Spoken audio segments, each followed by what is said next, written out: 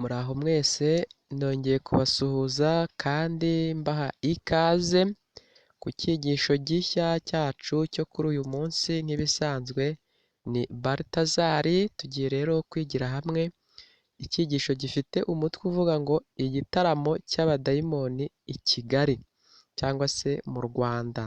Birumvikana ko tutavuga akandi gace hari umurwa ugomba kwifashishwa mu gusoza gahunda y'abayiriminati cyangwa se y'abajesuite.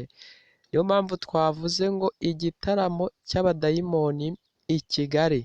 Ibibi byose biraza bikinjira mu murwa mukuru mbere y'uko bisesekara hirya no hino.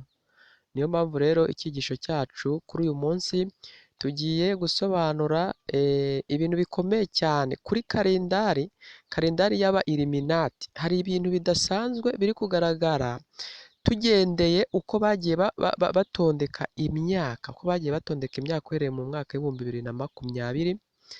Niyo mpamvu rero abantu badashaka kumva imiburo, sinzi icyo baba bakeneye, ariko hari n'abandi bashaka kuyumva.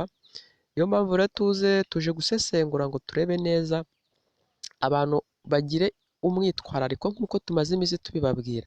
Abantu bagiye kwitwararika gukomeye cyane muri iyi myaka cyangwa se muri iyi minsi tugezemo, by'umwihariko uyu mwaka w'ibihumbi 2023 tugiye kwinjiramo ejo bundi bidatinze.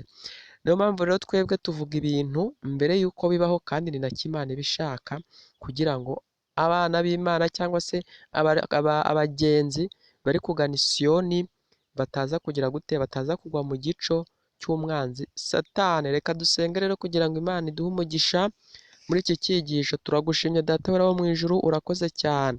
Wemeye ko tugaruka aha ngaha kuri televiziyo kwihana no kubabarirwa ibyaha ngo twige, udusobanurire kandi uduhumure amaso kugira ngo tutagwa mu mitego y'abicanyi, abadayimoni ndetse na Satani.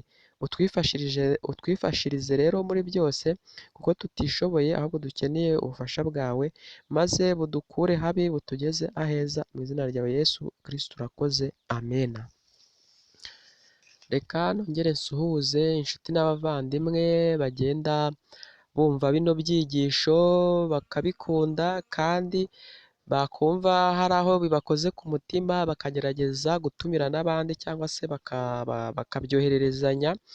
Uwo ni umurimo ukomeye cyane wo guhererezanya cyangwa se wo kuvuga ubutumwa bwiza, wo gufasha Imana mu kuburira isi kugira ngo hatagira ikintu kiba abantu batabizi, kandi hatabaho gutinza umurimo w'Imana cyangwa se hakabaho gutebutsa kugaruka kwa Yesu.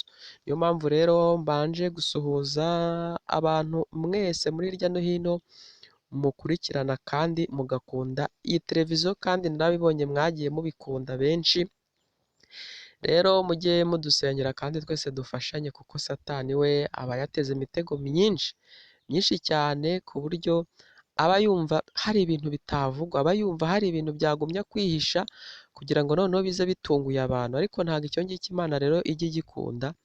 Hari abantu ikoresha, baba abasaza, abakecuru, abagabo, abatoya, ibyiciro byose Imana igenda ibyifashisha mu buryo bwo gukwirakwiza no kuburira abantu kugira ngo tugire imyitwarariko myiza cyane.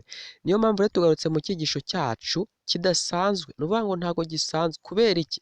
Hari byinshi tumaze iminsi twiga tugasanga neza ko twakererewe kumenya amabanga y'umwanzi Satani, twaratinze cyane. Niyo mpamvu abantu benshi bagiye bagwa mu mitego mu buryo butandukanye kandi butunguranye. Igitaramo cy'abadayimoni by'umwihariko Kigali ifite imyaku 100% yo kwibasirwa na Satani, ndetse n'abayituye bitwa abakristo cyangwa se bitwa ko bategereje kugaruka kwa Yesu. Ntimwibwire ko Satani ari kuza areba abapagani muturanye cyangwa se abo bandi mwita ko batazi cyangwa se batizera ubutumwa bwiza. Ntabwo ari byo. Ahubwo Satani ibintu byose ari kwadukiza muri iyi si, haba mu bihugu bigiye bitandukanye, arimo gushakisha iki? Arimo guhiga itorero ry'Imana. Mubyumve, mubimenye, mubishyire mu bwenge. Ibintu byose biri kwaduka mu isi, Satani ari gushaka ubwoko bw'Imana, ari gushaka itorero ry'Imana, ari gushaka uwo mukristo, uwo mugenzi uri kujya mu ijuru. nta wundi rero ushobora kubishyira kuri undi ukavuga uti ese bariya bo ko mbona bari kwikomereza imirimo yabo, ko mbona ntacyo bitayeho, atahari njye ninjye utuye muri Kigali, ninjye utuye muri uru Rwanda njyenyine. Ntabwo ibyo ngibyo ari byo. Birakomeye cyane. Satani ni wowe ari guhiga. Nababwiye ukuntu yishe abana b'impinja bagera muri magana ariko yari ari gushakamo umuntu umwe gusa. Ntushidikanye rero kuba Kigali wajya kubona ukabona rwose ibaye umuyonga, ariko Satani ari we wayigambaniye, ari we wagambaniye umurwa mukuru w'igihugu, ari we wari gushaka. Naho waba uri umwe witwa itorero ry'Imana, araguhiga rero paka akugezeho. Hari ibintu bijya bihera mu mujyi bikaza mu cyaro nyuma. Buri ibitaramo bigiye bitandukanye bibera mu mijyi akenshi ntabwo mu cyaro bijya bihagera. Nabibabwiye, kalendari y'abajesuiti cyangwa se y'abariminate, bano bayoboye isi mu buryo bw'umwijima. Umwaka w'ibihumbi 2023 iyo witegereje neza ukawusesengura, usanga neza ari umwaka bari baregeye cyangwa se babaze, bavuga ko gahunda ijyanye n'icyorezo cya COVID-19 cyangwa se gukingira cyangwa se kucyamamaza cyangwa se gutera abantu ubwoba igomba gushyirwaho umupfundikizo, noneho gahunda igakomerezwa mu buryo bw'ibanga. Bivuga ngo COVID-19 mu mpera z'umwaka w'ibihumbi 2023 igomba kuba yararangiye kuvugwa cyangwa se kwamamazwa mu buryo bugaragarira amaso, ariko igakomereza mu ki? Igakomereza mu buryo bw'ibanga. Ni ukuvuga ngo imigambi n'ibikorwa bijyanye na COVID-19 bigomba kuba birangiye mu mwaka w'ibihumbi 2023, noneho indi myaka ikurikiraho iri imbere, noneho gahunda zigakomereza mu buryo bw'ibanga. Kubera iki babikoze batyo? Bari bazi neza ko uyu mwaka ibintu byabo byose bari bateganyijwe bizaba byagezweho, kandi ko abantu bamwe bazaba batangiye kumenya ukuri, bityo ko bashobora kugira gute? Ko bashobora kwiyarura hakiri kare. Baravuga bati reka noneho tuzahite tubihagarika, gahunda zacu zose tuzikomereze mu buryo bw'ibanga, ku buryo uwo ari we wese atazapfa kubisobanukirwa, keretse uwize cyangwa se uri gusenga, uri kwiga ijambo ry'Imana. Uyu mwaka rero impamvu twavuze ngo igitaramo cy'abadayimoni Kigali ntabwo ibyo ari ibihimbano. Igihugu cy'u Rwanda twasanze neza ko mu byigisho tumaze iminsi twiga, twasanze ko ari cyo kigomba kunyurizwamo ubuhanuzi bwo mu minsi isoza bukomeye cyane, aho Satani agomba kuzifashisha igihugu cy'u Rwanda mu kugera ku mugambi we wa nyuma usoza wo kurema umuntu. Nk'uko Imana yageze ku munsi wa nyuma igiye gusoza ibikorwa byayo, nayo ikagira ite? Ikarema umuntu. Hari amarobo ni umuntu w'igikorano, ariko atandukanye cyane n'umuntu waremwe n'Imana uzahindurwa bundi bushya akagira ate? Akitwa umuntu, ariko ari umuntu wagize ute?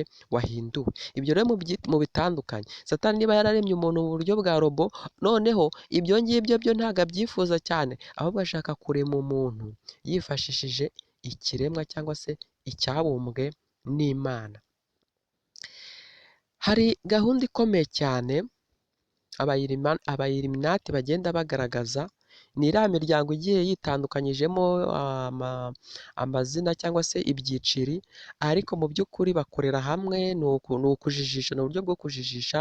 Uvuze abafrimasoni, abayiriminati, abajesuite, ayo ni amazina atandukanye, ariko bakorera hamwe. Narabibasobanuriye. Abakristo mwitonde, usibye ko nta n'umuntu utegereje kugaruka kwa Yesu ugomba kujya muri biriya bitaramo. Biriya bitaramo byose muri kubona biri gutegurwa Kigali, byose ni ibiza bitsemba ikiremwa muntu. Umuntu wese wumva ko ategereje kugaruka kwa Yesu nyakuri, ufite kwizera nyakuri, wamaze kubona Yesu, kwakira Yesu, umurikiwe n'ijuru, agomba kwitondera ibikorwa bitandukanye biri kubera mu mujyi wa Kigali, n'ibindi biri gutegurwa biremereye cyane kurusha ibyo mwabonye. Kubera iki?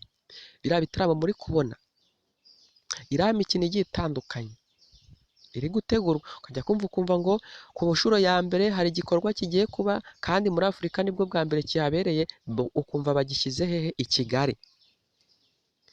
ukumva umukino ukomeye cyane mu isi, abantu bakunda imikino n'imyidagaduro murabizi, ukumva ngo ku nshuro ya mbere ugiye kubera muri Afurika kandi uzabera hehe? I Kigali. Ukajya kumva ukumva ngo igikorwa gikomeye cyane gishaka kwaduka mu isi ku nshuro ya mbere, ukajya kumva ukumva ngo kirabera he? Ukumva ngo kigiye gutangirira hehe? Mu Rwanda, i Kigali. Uzumva abahanzi rimwe na rimwe babatumiye hirya no hino, ariko mu by'ukuri iyo batumira abahanzi ntuzibwire ngo biriya bintu wabyizera cyangwa se wajya ugiye kwamamaza ibikorwa byawe, ntabwo ari byo. Ahubwo hariya ni umwanya mwiza Satani aba abonye wo kwigaragaza no kwamamaza ibintu bye bishya kugira ngo abantu babone umurongo mushya wo kubigenderaho. Urugero, imyenda yadutse, ubundi buryo bwose bushuka cyangwa se buyobya abantu buri kwaduka mu isi, ibyo byose Satani abikoresha cyangwa se abyamamaza anyuriye mu bitaramo.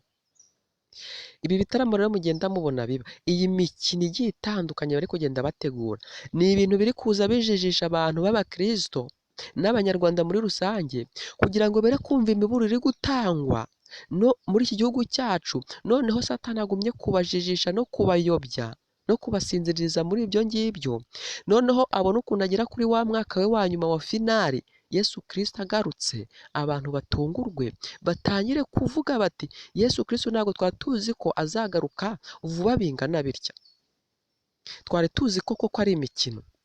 Satani ariko intego ye aba yayigezeho, kuko Yesu ntabwo asubira inyuma, nta nubwo ya tariki nigera azirwa ayihindura, tariki azabwirwa na data, Imana data, ntabwo azigera avuga ati oya reka twongeze isi indi myaka ingahe, ntabwo bibaho. Uvuga ngo isaha nigera izaba igeze.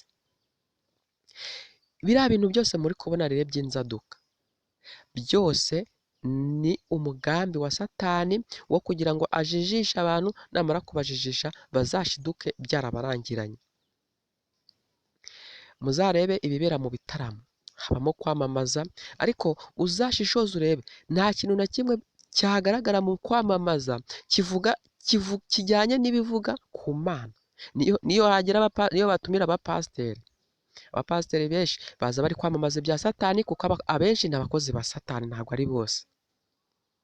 Abahanzi, ushobora kuvuga ngo igitaramo cy'abahanzi baririmba gospel cyangwa se baririmba indirimbo zijyanye no guhimbaza Imana, iki cyo ndakijyamo.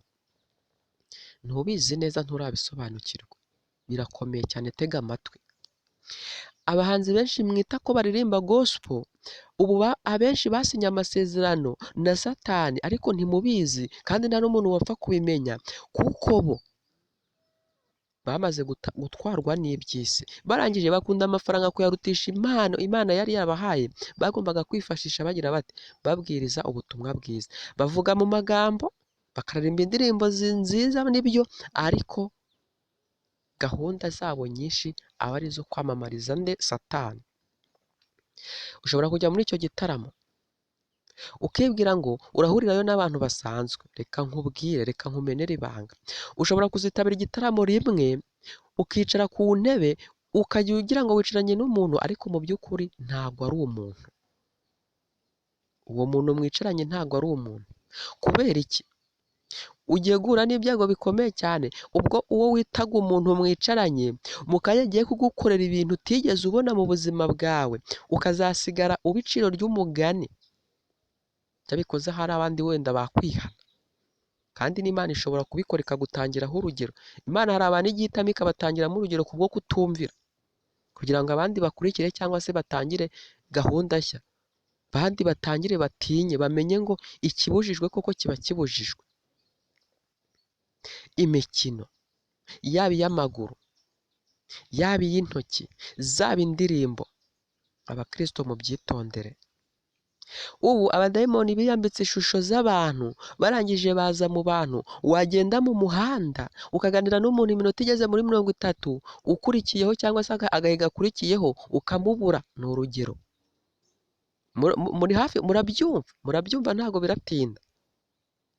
Aho ugomba kujya muri butike cyangwa se mu iduka runaka rikomeye ribonekamo ibintu byinshi cyane mu masupamaketi, warangiza wagenda ukagura, ukagira ngo umuntu umuguze ni umuntu ubuntu, ariko nyuma yaho akagukorera ibintu bidasanzwe. Niyo mpamvu rero buri kintu cyose mugiye gukora uko bukeye uko bwije, mujye mubanza musenge mwiragize Imana, kuko ubu ngubu turi ku rugamba duhanganye n'abantu batagaragara ariko mu buryo bugize bw'ibanga. Ubu ngubu noneho byareruye. Niyo mpamvu abantu bose bagomba gushyiraho atansiyo bakitonda, tugomba kwitonda twese. Nari nabitambukijeho gakeya ngira ngo abantu batangire babe maso, uko imyaka igenda isatira umusozo, uko Yesu Kristo yenda kugaruka arushaho kutwegera cyangwa se kwegera isi, niko ibikorwa bya Satani birushaho kwaguka, niko Satani arushaho kugenda yigaragaza cyangwa se yerura imigambi ye, yerura ibikorwa bye, kugira ngo wa munsi utaza kumutungura gahunda ye itaragerwaho. Ugasanga hari ibikorwa bye byinshi biburijwe. Niyo mpamvu yakubye imbaraga ze inshuro nyinshi cyane zishoboka kugira ngo iriya tariki igere yaramaze gukora gahunda ze zose yateganyije. Niyo mpamvu rero abantu aho murereye hirya no hino mu bihugu bigiye bitandukanye, ababasha kumva ikinyarwanda mufite amahirwe menshi cyane, kuko uko u Rwanda ruri kuberamo ibintu bitangaje ugereranyije n'ibindi bihugu byo ku isi no muri Afurika hose, ni nako Imana iri gukoresha umurimo abanyarwanda bagiye batandukanye mu kuburira abantu batuye igihugu kugira ngo bamenye uko bitwara muri ibi bihe bidasanzwe turimo. Nk'ubu ngubu abantu bakaba bamaze kumenya kalendari, ibipanzwe n'ibiteganyijwe, usibye ko atari bose bavuga ukuri. Hari abashobora kuvuga ngo mu kwezi kwa kangahe njya mbibona, undi ngo mu mwaka wa kangahe. Oya, ariko ibyo ngibyo ugomba kubihuza n'ijambo ry'Imana. Hari abashobora kuvuga bakavuga ku bwabo, hari n'abashobora kuvuga bakavuga ku bw'Imana cyangwa se ku bw'imbaraga z'Imana. Abo bantu rero kugira ngo ubasobanukirwe cyangwa se umenye neza ko ibyo bari kuvuga ari ukuri, ugomba kubagenzuza ijambo ry'Imana. Kandi natwe iyo twitegereje ibimenyetso n'ibitangaza aho bigenda bitwerekeza cyangwa bigaragarira, bigenda bitwereka ko hari ibintu tugomba kwizera mu buryo butajemo amananiza, bitewe n'uko n'ubundi byo biragaragarira amaso nyirizina. Niyo mpamvu rero hatabaho gupfobya buri kintu cyose mwumvise cyangwa se twumvise, ahubwo aho kugipfobya tugomba kukigenzuza ijambo ry'Imana. Nibyo reka tubabwire twihuta, tuvuge amakuru twabageneye twihuta. Ni ukuvuga ngo intego nyamukuru y'iki gitaramo ushobora kwibaza uti ese twabimenya twabibwirwa n'iki? Nabibasobanure. Ni ibintu bigomba kujya bibera mu nyubako zigiye zitandukanye hirya no hino, mu mahoteli muzi akomeye n'ayoroheje, za Kigali Arena, za Convention. Inama zigiye zitandukanye nyinshi na nyinshi zigomba kuberamo cyangwa se kwigaragarizamo imbaraga ya Satani mu buryo bukomeye cyane, kugira ngo gahunda ye igerweho cyangwa se igere ku musozo. Mu by'ukuri rero hazaba harimo kwishimira ibikorwa byiza abadayimoni bagezeho uhereye mu mwaka w'ibihumbi 2020. Hazaba harimo gutegura ndetse no gushyiraho poroje nshyashya yo gusoza umugambi wabo mu buryo bugaragarira amaso. Noneho gahunda yindi ya biriya bitaramo ni iyo kugira ngo bakurure abantu, nibarangiza mbega bafata intekerezo zabo mu buryo bw'ibanga, nibarangiza baminjiremo imyuka mibi iyobya, imyuka mibi ikurura, ifite imbaraga cyane ku buryo mbega byaba bimeze nk'aho umuntu ushobora kumubona yasinze ariko nta kintu yanyweye. Bitewe n'iki? Umuntu ashobora gusinda umuroho, umuntu ashobora gusinda umunaniro, umuntu ashobora gusinda ngo ubwonko bakaburushya bakabunaniza. Binyuriye mu ki? Binyuriye muri ziriya mbaraga z'abadayimoni baba bitabiriye biriya bitaramo. Kuko Satani ni umuhanga. Ushobora kwibwira uti ntacyo byantwara, ntacyo byadutwara, ariko mujye mwitonda. Satani aba afite ukuntu yateguye gahunda ze mu buryo bukomeye cyane, ku buryo twebwe iyo tubibwiwe tubifata nk'ikintu cyoroshye, ariko mu by'ukuri Satani we aba azi ibintu bye, umusaruro uri buze kuvamo nyuma y'uko gahunda ye igize ite irangiye. Niyo mpamvu rero birabujijwe ko uburinzi bw'Imana hari ahantu bugera bugakurwaho. Ijambo ry'Imana riravuze ngo Imana ifite ahantu irindira umuntu naho itamurindira, ni ukuvuga ngo imbaraga y'Imana. Burya mu kabari nubwo ubona abasinzi barwana bikarangira bamwe bapfuye abandi bakize, burya mu kabari ntabwo abamarayika b'Imana bajya binjiramo. Iyo umukristo cyangwa se umwana w'Imana yinjiye mu kabari, yinjiye handi hari kubera ibizira byangwa n'Imana, icyo gihe abamarayika bamurinze basigara ku muryango bategereje ko aza gusohoka amahoro, noneho bagakomeza kumuherekeza. Iyo agezeyo rero, ubwo uburinzi bw'Imana buba bumuvuyeho, aramutse apfiriye aho hantu, bwaba mu buryo butunguranye, usibye ko ku Mana bitajya bitungurana, icyo gihe aba apfuye yizize, kuko uburinzi bw'Imana ntibuba bukimuriho, ku buryo abamarayika bamurinda nta butabazi bashobora kumukorera, kuko baba basigaye hanze. Ubwo aba yamaze kugera mu gico cy'abadayimoni. Bisobanuye neza ko ibyo bitaramo mwitabira, mushobora kwitabira, bishobora kubagiraho ingaruka zikomeye cyane, aho bishobora kubatwara ubuzima bwanyu, mwari muzi ko muri mu bubasha bw'iki bw'Imana. Icyo kintu rero mukizirikane kandi mucyumve neza. Ushobora kumva ngo Imana irandinze, ushobora kumva ngo hari ahantu ngiye nta kibazo ndi buze kuhagirira, ariko kubera ko hanyuranyije na gahunda z'Imana, kubera ko hanyuranyije n'icyo Imana ishaka, icyo gihe ibizakubaho uzabyirengere. Turi gutanga imiburo muri uriya mwaka tugiye gutangira 2023. Ibyo ni bike tubabwiye kurusha ibiri mu ibanga cyangwa se ibihishwe na Satani agomba gukora. Iyo turi kwiga ubuhanuzi tugenda twerekeza ku musozo w'amateka y'isi, tugenda tubona ibintu biremereye cyane Satani azajya agenda ageraho akora, ariko abantu bakazajya babimenya nyuma byarangiye, batakibashije kwigobotora, kandi abenshi baramaze kugwa mu rwobo. Abantu rero ni byiza ko bamenya ngo aho hantu ugiye gutera intambwe wambuka, dore ni harehare ntiwahambuka, banza usubire inyuma, banza ubitekerezeho gatoya, wiga amayeri y'ukuntu urabigira ute urabigenza, usenga Imana ikwereka inzira nshya, inzira nziza itabasha kukujyana ahabi. Niyo mpamvu rero abantu cyangwa se abakunzi b'iyi televiziyo twahise televiziyo yo kwihana no kubabarirwa ibyaha. Kubera iki? Niho agakiza, niho ubugingo bubonerwa binyuze mu kumeneka kw'amaraso ya Yesu. Iyo umunyabyaha amaze kwihana ibyaha, yarangiza agasenga asaba imbaraga zo kubireka, icyo gihe amaraso ya Yesu ahita amumenekaho, yamara kumumenekaho akamweza bya bicumuro byose, yamara kubyezwaho agahabwa imbaraga nshya yo kugendera mu bushake bw'Imana n'ubushobozi bw'Imana. Ya mbaraga yo kwirwanirira ntabwo yabasha gutsinda Satani, ahubwo atangira gukoresha ya mbaraga yahawe na Kristo kubw'amaraso yamumenetseho, kuko ariyo ibasha kunesha iki? Satani. Iyo niyo mbaraga ibasha kunesha ikibazo cy'inda cyangwa se irari ry'inda, ibasha kunesha bya bintu byose ubona bitabasha gushoboka kuri wowe kureka. Nyamara Yesu Kristo we yagize ate? Yarabishoboye, kandi nicyo cyamuzanye. Yari azi ko nta muntu wabasha kurwanya Satani ngo amutsinde, niyo mpamvu Imana yemeye kuza gupfira mu isi kugira ngo tubone intsinzi.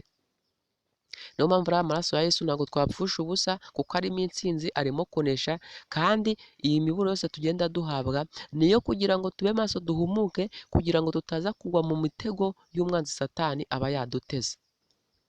Mumaze kwibonera uyu mwaka w'ibihumbi 2022 niwo wubanjije 2021 n'undi wa 2020, uko yagiye ikurikirana, umwe urangira haza undi. Mwagiye mubibona ko hari ibishya biza byaduka kandi biremereye cyane.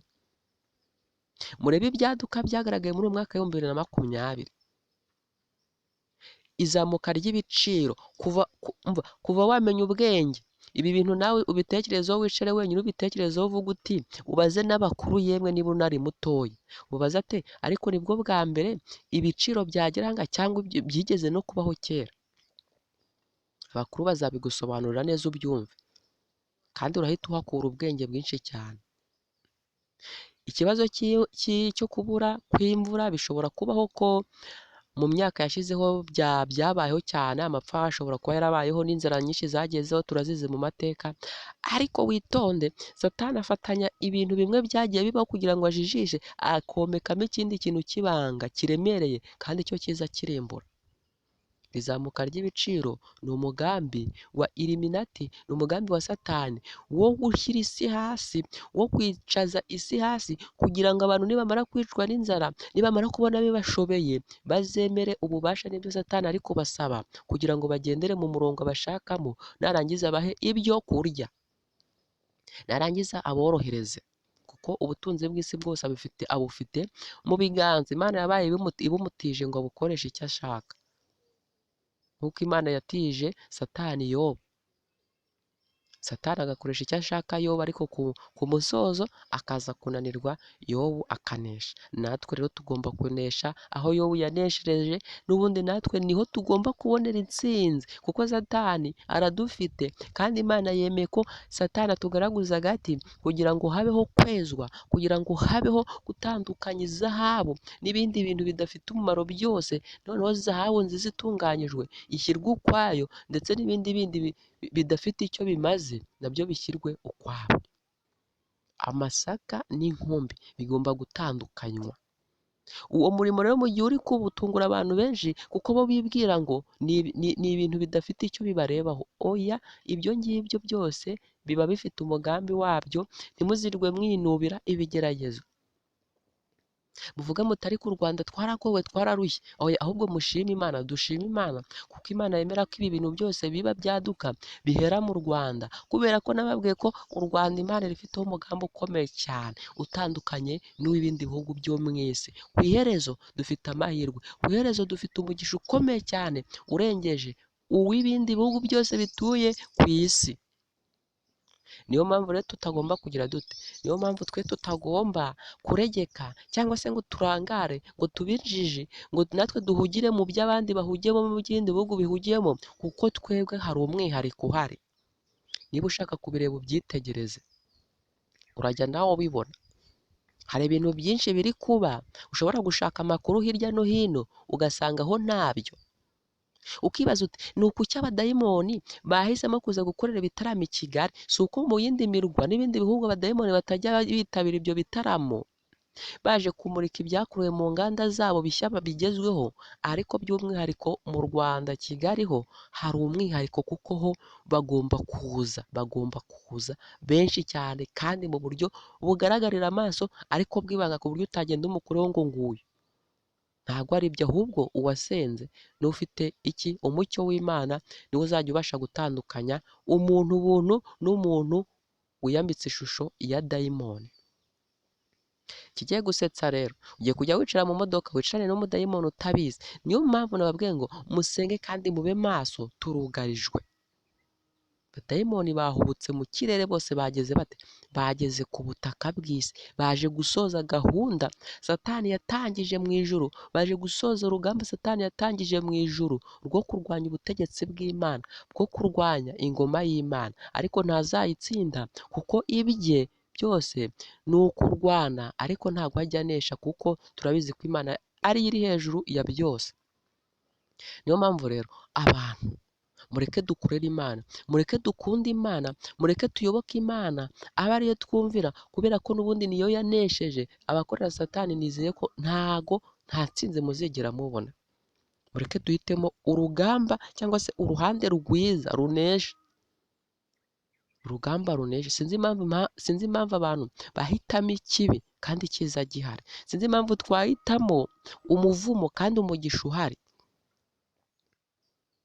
mureke rero dushishoze tube maso, nitumara kuba maso dufashanye, dusenge, buri muntu wese asengera umuntu, asengera igihugu, asengera itorero riri ku isi, kugira ngo Yesu Kristo adufashe, atwambike imbaraga yo gutsinda ibi bigeragezo Satani yaturunzeho, Satani ari kuturundaho.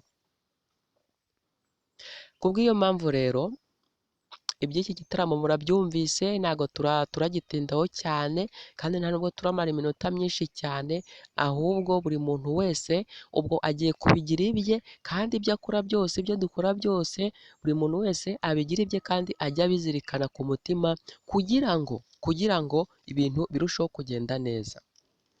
Kuko habayeho kurangara, ubwo ibyo twari twiteze byose twagira dute? Twaba tubibuze kandi twazakwicuza nyuma yaho. Mureke rero imbaraga z'Imana tureke aba arizo zijya mbere, noneho ubushake bw'Imana burusheho kutwuzura mu mitima yacu, kuko ariho tubonera intsinzi, kandi abafite gahunda yo kurwanya ububasha bw'Imana bose ngira ngo nta ntsinzi bafite. Mu by'ukuri rero turashoje icyigisho cyacu cyo kuri uyu munsi, twaba twabateguriye, tugiye kugisoresha isomo riboneka muri Matayo ibice 26 umurongo wawo 36. Tugiye gusoza n'isomo riboneka muri Matayo ibice 26 umurongo wawo 36, baranditse ngo maze Yesu agirana nabo i Getsemani abwira abigishwa bati nimube mwicaye aha. Ubwo ni Yesu Kristo wari kumwe n'intumwa ze.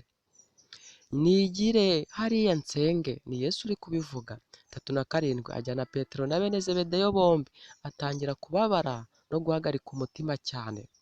38 maze arababwira ati umutima wanjye ufite agahinda kenshi kandi kenda kunyica.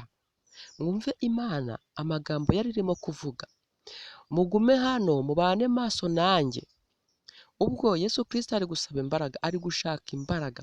None twebwe muri iki gihe twasaba imbaraga bingana iki? Mu gihe Yesu Kristo yari ari hafi kujya ku musaraba, yari ari hafi gufatwa n'igitero cya nyuma, aho agomba guhita amena amaraso ye, abibonera mu ishusho, abibonera muri filime ko byenda kubaho, arangije arasenga. Mwumve 39 yigira imbere ho hato, arubama arasenga ati data niba bishoboka iki gikombe kindenge.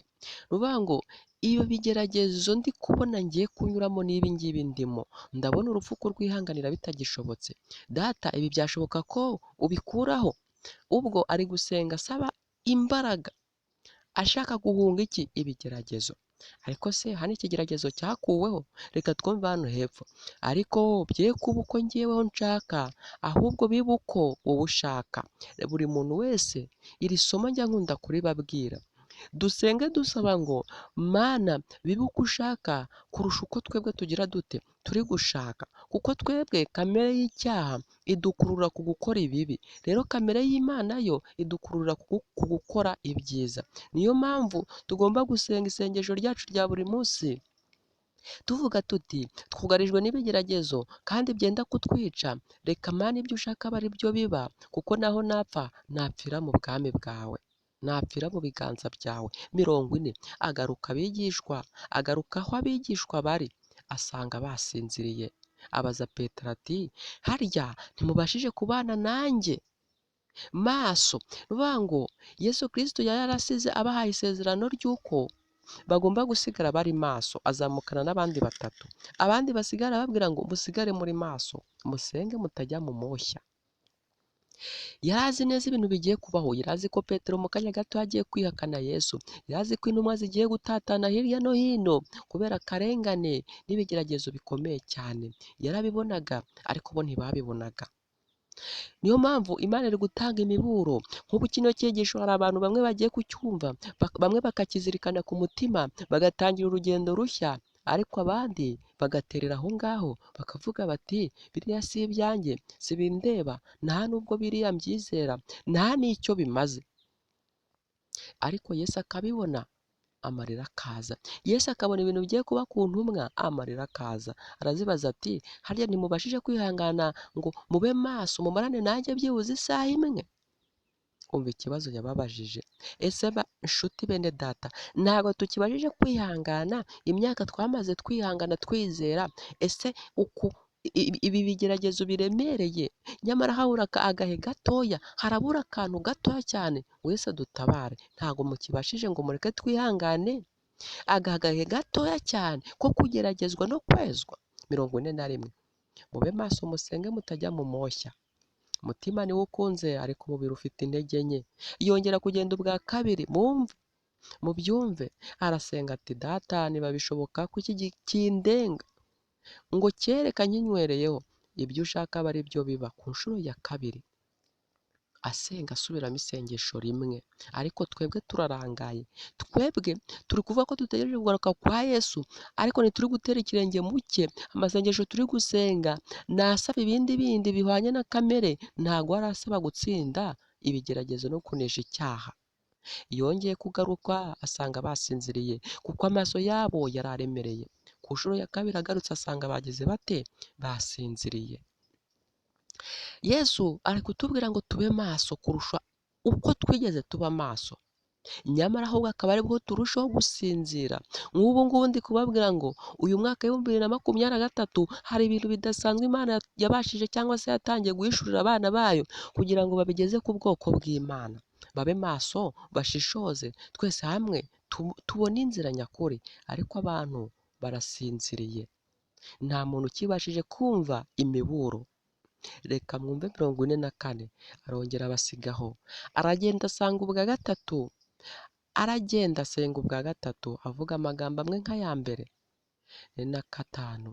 Bazagaruka abigishwa bararababwira ati musinzire noneho muruhuke. Nimwumve, yarasenze ubwa gatatu, imbaraga we yaramaze kuyibona, amaze kubona igisubizo. Abamarayika b'ijuru bamaze kumukomeza, bamutegurije neza kuza kujya ku musaraba, kuza kubambwa neza nta gutera imigeri, nk'umwana w'intama koko ugiye gupfira abari mu isi yose. Imbaraga amaze kuyibona yo gutsinda ikigeragezo giheruka, arangije araza arababwira ati noneho nimwisinzirire. Ugira ngo barasinziriye se? Birasekeje hano hepfo, reka wiyumvire. Arongera abasigaho, aragenda asenga ubwa gatatu. Nabisomye avuga amagambo amwe n'aya mbere, maze agaruka abigishwa bararababwira ati musinzire noneho muruhuke, dore igihe kirenda gusohora, umwana w'umuntu agambaniwe mu maboko y'abanyabyaha. Nimubyuke tugende, dore ungenza ari hafi. Mwumve ibintu bikomeye. Yesu yabwiye intumwa ze ati nababwiye kuba maso, mwanga kuba maso. Ati noneho nimwisinzire, igihe kirageze. Nyamara babwiye gusinzira se ahubwo barasinziriye? Ahubwo babwiye gusinzira bahise bashidukira hejuru, kuko igitero kiza gufata Yesu cyakiri hafi cyane. Aho Petero yatangiye kubatura inkota ngo akubite arwane, ntabwo iriya ntambara yari iy'iki, yari iy'imbaraga zisanzwe z'umubiri. Ahubwo imbaraga turiho cyangwa se intambara turiho ni intambara y'iby'umwuka. Ubwo ijwi rigiye kubwira abantu batuye mu isi ngo noneho nimushaka agakiza k'Imana, noneho muhawe umudendezo wo gukorera Imana, nyamara urugi rw'Imana ruraba rwakinzwe. Dore Nowa n'umuryango we bajya kwinjira mu nkuge, binjiye mu nkuge abantu babaseka babakwena, bamaramo hafi imyaka 7, ariyo yiswe iminsi 7, ari iminsi y'igeragezwa, ari nk'aka gahe turimo natwe ko kugeragezwa. Abari hanze barabazenguruka barabakoba bati imvura mwavuze ko izagwa iri hehe? Natwe rero mubyihanganire, turi mu gahe gatoya cyane ko kugeragezwa, ko kureba ko ibyo twinjiyemo kwizera dufite kwavuye ku Mana kuzira gushidikanya. Nimwihangane gukobwa, nimwihanganire gutukwa, nimwihanganire kugirwa ibicibwa mu miryango, kugirwa injiji, kugirwa abantu batumva, abantu bahungabanye mu bwenge, mu mutwe, badatekereza, abanzi b'iterambere. Ibyo ngibyo ni mubyihanganire, kuko ibyo batuvugaho n'ibindi byinshi cyane ni ibinyoma. Ahubwo ubwoko bw'Imana buri kwinjira mu nkuge, bwamaze kugera mu nkuge, urugi rurimo rurikubita rurizunguza ku mapata, kuko marayika murinzi w'Imana ari hafi gukinga, kandi namara gukinga biraba birangiye. mureke rero twere kurwanya ububasha bw'Imana. Ubwo Imana yabwiye Yesu yabwiye intumwa ngo noneho nimusinzire zigahita zikanguka, ni nako ijwi ry'Imana rigiye kuvuga ngo birarangiye, none iyi si akaba ari akaba ari itangira urugamba n'urugendo rwo gushaka iby'Imana, ntibizaba bikiboneka, dore igihe ni iki ngiki. Mureke rero ibigerageza Imana ireka ko bibaho twere kubihunga, kuko ntaho wahungira ikigeragezo, namwe muzabigenzure, ahubwo Imana yohereza ibigeragezo kugira ngo byeze ubwoko bw'Imana kandi bubikomeze, noneho Satani abone uko atsindwa ku mugaragaro, hatabayeho kuburana, hatabayeho kuvuga ati banyaze cyangwa se bangambaniye. Ubwami bw'Imana ni ubw'umudendezo, ntabwo ari ubw'agahato. Buri muntu wese ahitamo gukorera Imana ku bushake bwe, niyo mpamvu rero buri muntu wese atabihatiwe, kandi ntawe uhatiwe kumva bino byigisho, ntawe uhatiwe kuva mu byaha, usibye ko Imana iri kutwinginga ngo kugira ngo tugire dute, duhitemo uruhande rwiza kuko yaturemye idukunda. Mureke rero dusoze, ntago twari gutinda kandi ni byiza, ni iby'agaciro, kubera ko Imana ntago iba ikeneye ko abantu biga ibintu byinshi bitabagirira umumaro, ahubwo bike bifite umumaro, icyo gihe Imana ihabwa icyubahiro. Mureke rero dusenge dusoze, kandi Imana igumye kutuba hafi. Turagushimye Data wera wo mu ijuru, izina ryawe niryubahwe. Watubanye kandi uraturinda muri iki cyigisho cy'uyu munsi. Duhe kuba amaso, dusenga, dukora, kandi uduhe gushyirwaho ikimenyetso cyawe. Ubwo inkugi igiye gufungwa, natwe tube turimo mo imbere, maze ubwo umugari utewe ubwo bugiye kwaduka mu isi, tube dufite ubuhungiro muri wowe. Mu izina ryawe Yesu Kristo urakoze. Amen.